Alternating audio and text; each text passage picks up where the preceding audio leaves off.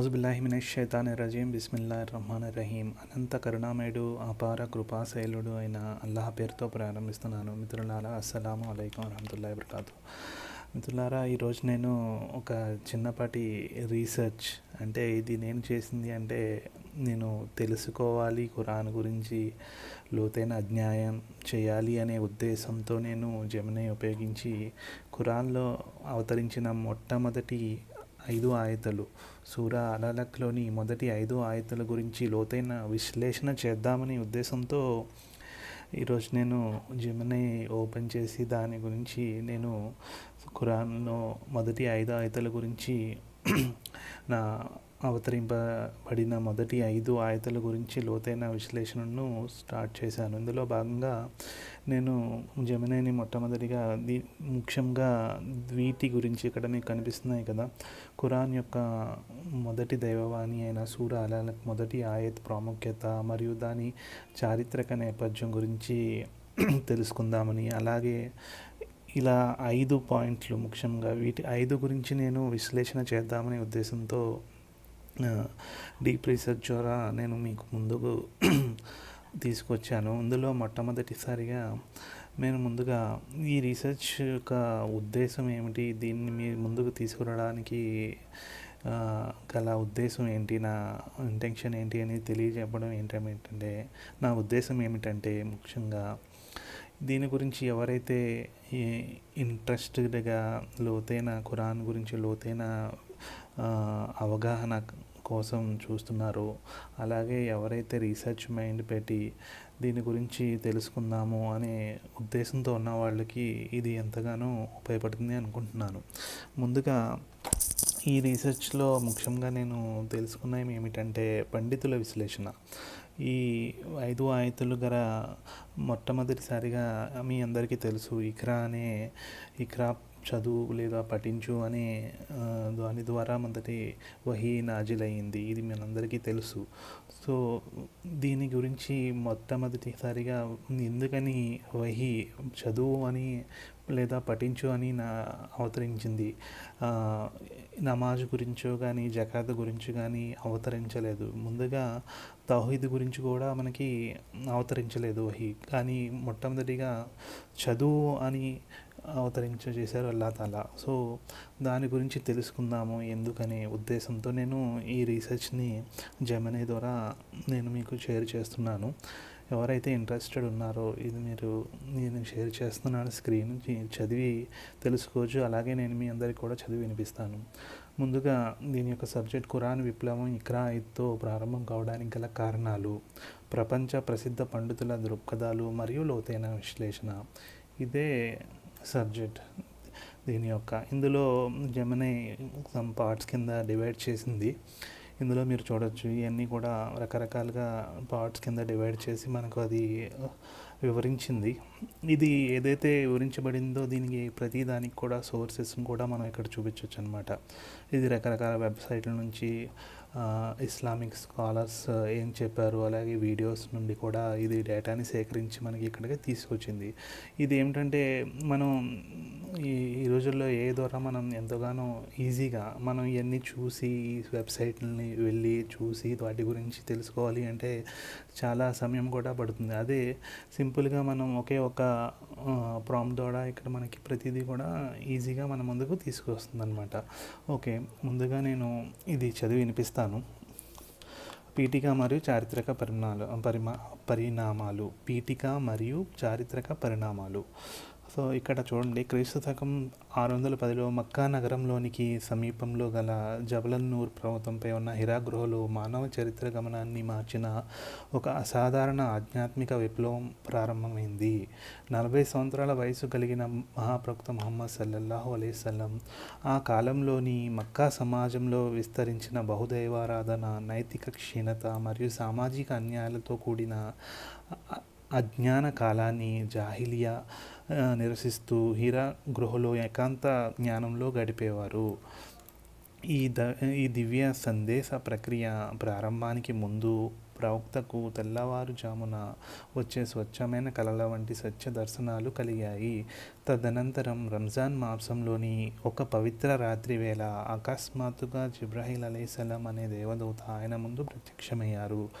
ఆ దేవదూత ప్రవక్తను ఉద్దేశించి ఇఖ్రా అని ఆదేశించారు. ఈ విధంగా సూరా అలలక్లోని మొదటి 5 ఆయతులు మానవాళికి లభించిన మొట్టమొదటి దైవిక సందేహంగా రికార్డు చేయబడ్డాయి.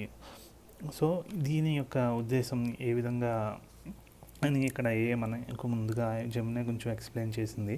దాని తర్వాత ఇక్కడ పండితుల విశ్లేషణ, రకరకాలుగా విశ్లేషణ చేసి ఇది మనకి ఇక్కడ చూపించింది అనమాట. ఇందులో ముఖ్యంగా ఫస్ట్ది ఇక్రా ఆజ్ఞ యొక్క తాత్విక మరియు పద్ధతిపరమైన ప్రాముఖ్యత.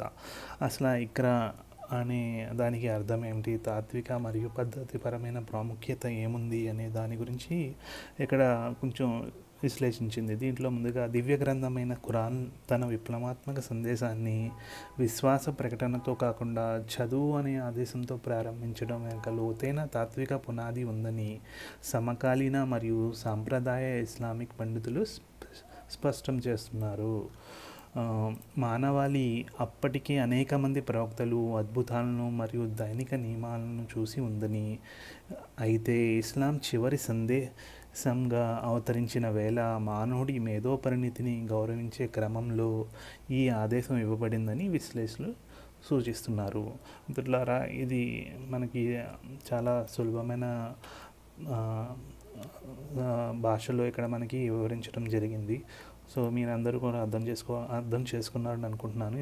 తర్వాత వాక్యంలో అల్లాహ్ మానవులను అంధవిశ్వాసంతో దేనిని అంగీకరించమని కోరలేదని, సృష్టిని గమనించి పరిశోధించి ఆలోచించి సత్యాన్ని గ్రహించాలని కోరారని ఈ ఆయతు నిరూపిస్తుంది. మానవులారా, అల్లాహ్ తాలా మనకు ఎందుకని ఇకరా అనే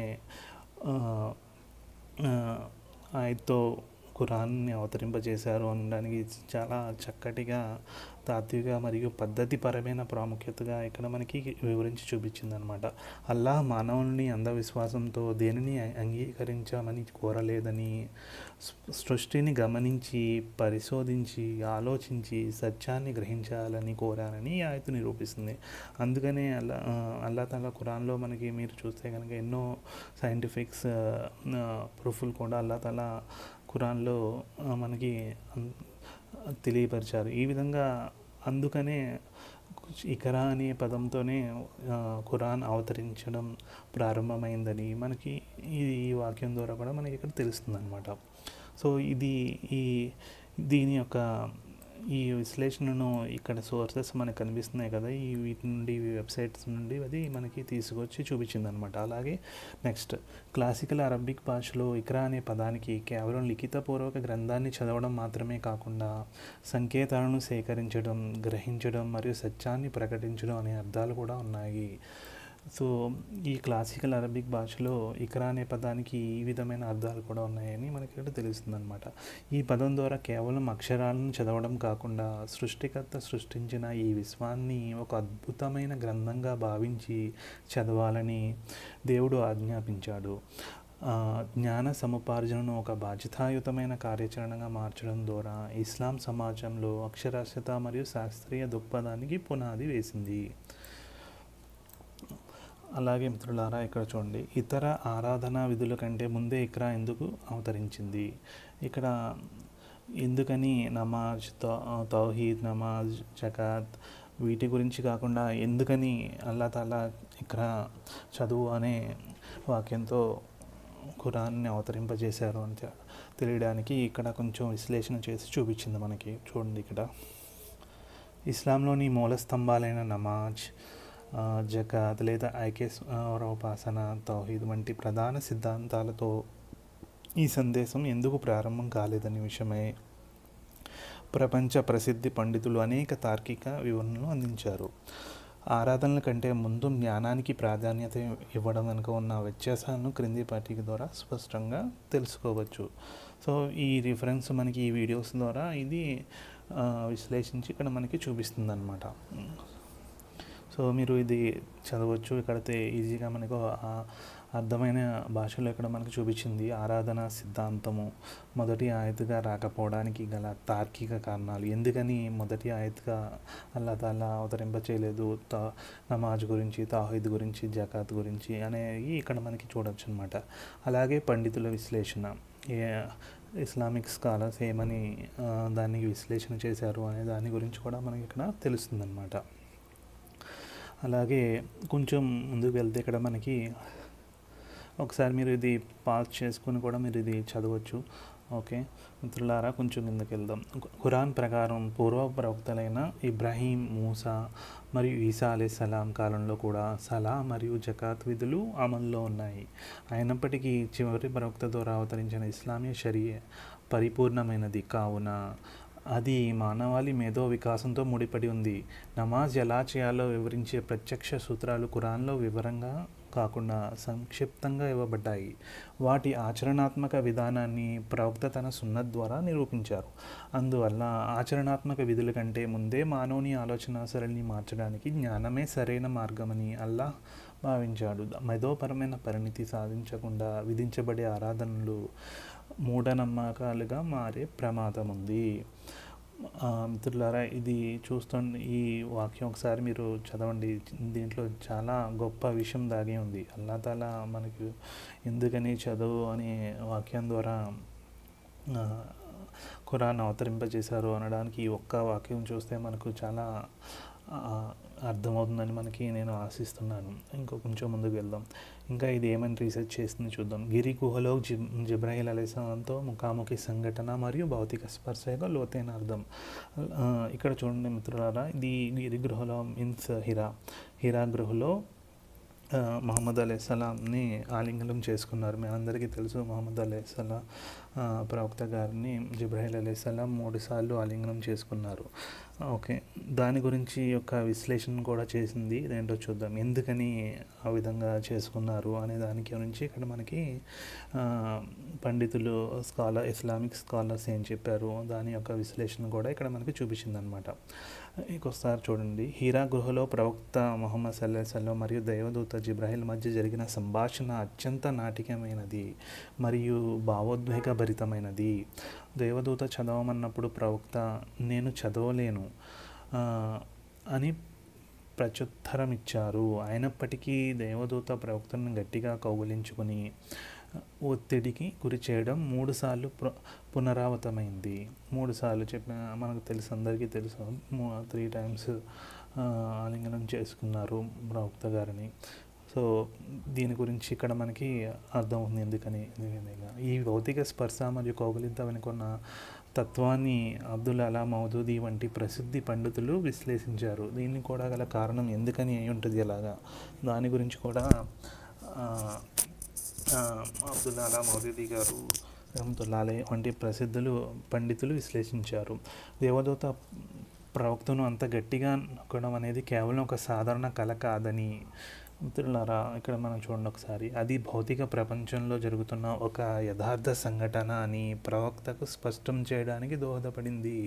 ఇలా ఆలింగనం గట్టిగా చేసుకోవడానికి గల కారణం ఏంటంటే అది కళ కాదని, నిజమని అనే అర్థం తెలుస్తుంది అని, దాని గురించి భౌతిక ప్రపంచంలో జరుగుతున్న ఒక యథార్థ ఘటన అని ప్రవక్తకు స్పష్టం చేయడానికి దోహదపడింది. అంతేకాకుండా నిరక్షరాస్యుడైన ప్రవక్తకు ఈ దైవవాణి మోయడానికి అవసరమైన ఆధ్యాత్మిక శక్తిని మరియు ధైర్యాన్ని బదిలీ చేయడానికి ఆ గట్టి కౌగిలింత ఒక దైవిక ప్రక్రియగా ఉపయోగపడింది. ఈ తీవ్రమైన అనుభవం కారణంగా ప్రవక్త భయంతో వణికిపోతూ ఇంటికి చేరి తన భార్య ఖదీజా రజల్లాహు అన్హాతో నన్ను కప్పండి అని కోరారు. ఆ సమయంలో ఖదీజా రజల్లాహు అన్హా మరియు ఆమె బంధువైన వరఖా బిన్ నౌఫల్ ప్రవక్తను ఓదార్చి ఆయనకు వచ్చింది మూసా ప్రవక్త వద్దకు వచ్చిన అదే దేవదూత జిబ్రాయిల్ అలైహిస్సలాం అని నిర్ధారించారు. సో ఇక్కడ కూడా మనకి కొత్త విషయం తెలిసిందనమాట. మనం నాకైతే ఇది కొత్త విషయంగా అనిపిస్తుంది. ఎప్పుడు నేను తెలుసుకున్నాను, కౌగిలించుకున్నారు 3 టైమ్స్ అని వింటాం, కానీ దాని వెనుక ఉన్న అర్థం ఏంటో మనకి ఈ సెంటెన్స్ చదవడం ద్వారా అర్థమవుతుంది. కలము మరియు అలక్ యొక్క సృష్టి రహస్యాలు తాత్విక విశ్లేషణ. మిత్రులారా, ఆ ఆయతను కొంచెం ముందరికెళ్తే ఇక్కడ చూడండి, ఆయన మానవుడిని అంటుకునే పదార్థం అలక్ నుండి సృష్టించాడు. ఇది సెకండ్ ఆయత్. ఫస్ట్ ఆయత్ నీ ప్రభు పేరుతో చదువు అని ఆయన సృష్టించాడు. రెండో ఆయత్ ఏమని నాజిలైంది? ఆయన మానవుడి అంటుకునే పదార్థం నుండి సృష్టించాడు. సో దీని యొక్క వివరణ కూడా ఇక్కడ విశ్లేషణ చేసి చూపించారు. ఇక్కడ చూడండి ఒకసారి. కలము మరియు అలక్ యొక్క సృష్టి రహస్యాల తాత్విక విశ్లేషణ. ఇక్కడ చూస్తే కనుక తొలి 5 ఆయతులలో దేవుడు మానవ సృష్టి ప్రక్రియను మరియు జ్ఞాన వ్యాప్తికి అవసరమైన సాధనాలను ఏకకాలంలో ప్రస్తావించారు. మానవుడు గర్భాశయ గోడకు అంటుకునే ఒక రక్త ముద్ద అలక్ నుండి సృష్టించబడ్డాడని ఖురాన్ పేర్కొంటుంది. అత్యంత అల్పమైన మరియు బలహీనమైన స్థితి నుండి మానవుడు జన్మిస్తాడని గుర్తు చేయడం ద్వారా మానవునిలో అహంకారాన్ని నిర్మూలించడం దీని వెనక ఉన్న ముఖ్య ఉద్దేశం. మిత్రులారా, ఇది కూడా మనకి ఎందుకని ఈ వాక్యం నాజిలైంది, అవతరించేసి చదువు తర్వాత వెంటనే ఇక్రా తర్వాత వెంటనే మానవుడి యొక్క ఆయన మానవుడి అంటుకునే పదార్థం అలక నుండి సృష్టించాడు అని ఈ వాక్యం అవతరింపజేయడానికి గల ఉద్దేశం ఏంటో మనకి ఇక్కడ ఈ సెంటెన్స్ ద్వారా మనం తెలిసింది. ఇది ఎక్కడి నుంచి తీసుకొచ్చిందంటే సోర్సెస్ ఇక్కడ ఖురాన్, మీడియం, ఇలా ఇస్లామిక్ వెబ్సైట్ల నుంచి ఇది గ్యాదర్ చేసి ఇన్ఫర్మేషన్ మనకి చూపిస్తుంది అనమాట. ముందుగా మళ్ళీ ఒకసారి చదువుదాం ఈ వాక్యం. తొలి 5 ఆయతుల్లో దేవుడు మానవ సృష్టి ప్రక్రియను మరియు జ్ఞాన వ్యాప్తికి అవసరమైన సాధనాలను ఏకకాలంలో ప్రస్తావించాడు. మానవుడు గర్భాశయ గోడకు అంటుకునే ఒక రక్తం ముద్ద అలక్ నుండి సృష్టించబడ్డాడని ఖురాన్ పేర్కొంటుంది. అత్యంత అల్పమైన మరియు బలహీనమైన స్థితి నుండి మానవుడు జన్మిస్తాడని గుర్తు చేయడం ద్వారా మానవునిలోని అహంకారం నిర్మూలించడం దీని వెనుక ఉన్న ముఖ్య ఉద్దేశం. అలాగే అదే సమయంలో ఆ బలహీనమైన మానవుడికి దేవుడు కలము ద్వారా రాతను మరియు నూతన జ్ఞానాన్ని బోధించి విశ్వంలోనే అత్యున్నతమైన జీవిగా